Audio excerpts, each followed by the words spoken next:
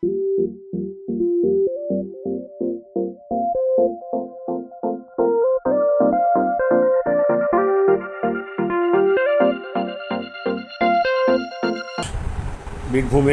সাঁইথিয়া আসর নাট্যম আগামী 5 এবং 6 এপ্রিল মিনার্ভা থিয়েটার মঞ্চে সুভাষগ্রাম আবির্ভাব থিয়েটার তাদের দ্বিতীয় বার্ষিক নাট্যমেলার আয়োজন করেছে।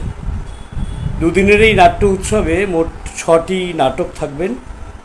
উদ্বোধন অনুষ্ঠানে উপস্থিত থাকবেন বাংলা থিয়েটারের বিশিষ্ট নাট্যজনেরা।